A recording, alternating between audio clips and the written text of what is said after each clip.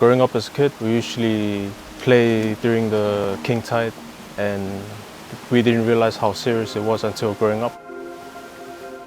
Sea rising level in Tuvalu is one of the major problems that we are facing now. If you look around the island, you can see the impacts everywhere. It's huge. We cannot plant our gardens here because of the salinity of the soil. Tuvalu is at the forefront when it comes to climate change. Rising sea levels threaten coastal homes, destroys crops, and could one day make the country uninhabitable. I hope that I will not have to leave my country. This is where I grew up and this is my home. That question is embedded into everyone's minds here in Tuvalu. Made up of low-lying atolls, even modest sea level rises threaten not only to destroy arable land, but could swallow entire sections of the atoll. This existential threat has prompted a rather novel response from Tuvalu's foreign minister, Simon Coffey. As our land disappears, we have no choice but to become the world's first digital nation. Our land, our ocean, our culture are the most precious assets of our people.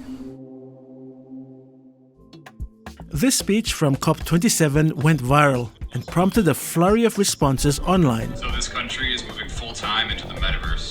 While the plan has been met by skepticism from many, Mr. Coffey argues Tuvalu needs a way to continue exercising its sovereignty as a nation, even if its land is lost and its 10,000 plus population is forced to move.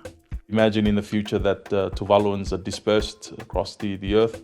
We would like to have a framework in place that ensures that the government can continue to function, coordinate itself and the people, manage our resources, our tuna industry, our domain name, for example. He says democracy will move online. So you still have citizens that can vote. Leaders can be elected into office. Mr. Coffey compares it to the concept of a government in exile. It's all part of the government's Future Now plan to protect Tuvalu's statehood and prompt urgent international climate action. Tuvalu's digital twin will be hosted on the metaverse. The metaverse is a three-dimensional online virtual reality which some in the tech industry believe could be the future of the internet. This is a digital replica of Liku islet in Tuvalu. It was created referencing satellite imagery, drone footage and photos. It's just a proof of concept at this stage, and it's the only island in Tuvalu to be digitally rendered so far. It looks pretty impressive, don't you think? But questions about when this project will be completed and whether real people will be represented by avatars are still unanswered.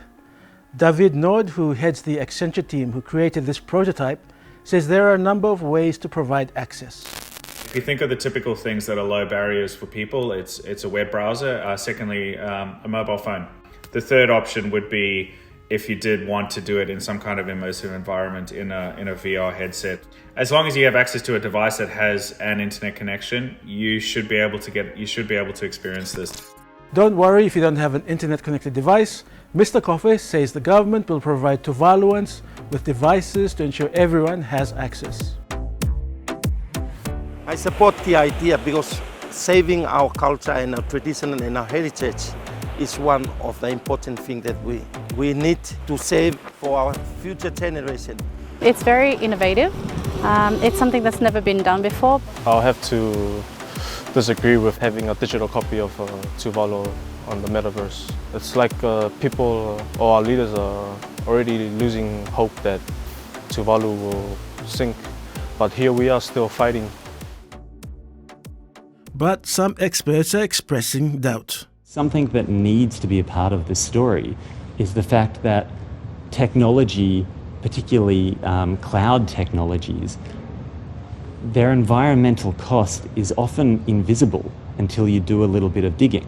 Information and computer technologies like mobile phones and the internet networks used to support them contribute about 3.5% of global carbon emissions. That number is expected to reach 14% by 2040 as our devices become more advanced.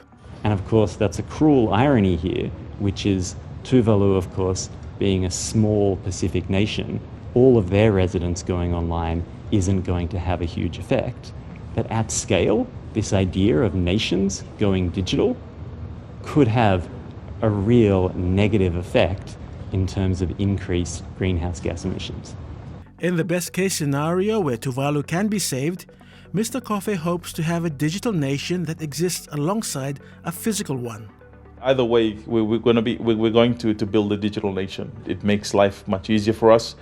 It ensures that we are ready whenever there is a disaster. And I know we always like to think of climate change and sea level rise, but even a tsunami could literally wipe Tuvalu out. Rising sea levels are a threat to peoples across the Pacific. Worldwide, over 410 million people are predicted to be forced from their homes due to rising sea levels by 2100. If it's going to be the metaverse that holds everything from the littlest things to the biggest things about Tuvalu, yeah, I'll definitely visit this place if we relocate. While others who support the project say leaving Tuvalu isn't an option. I'm not afraid and I won't leave Tuvalu. Because there's no other place in the world to compare to my home island. I live happily here in peace and harmony. I'm not going to leave this island. I strongly believe in God that Tuvalu will not sink. He will not leave us to swim on our own. Nonetheless, this digital prototype has proved to be a valuable tool in bringing global attention to Tuvalu's plight. Now it's up to the world's largest carbon emitters to stop global warming and save nations like Tuvalu from disappearing forever. It's time for me to get back to the physical world. Let's hope the people of Tuvalu can stay there too.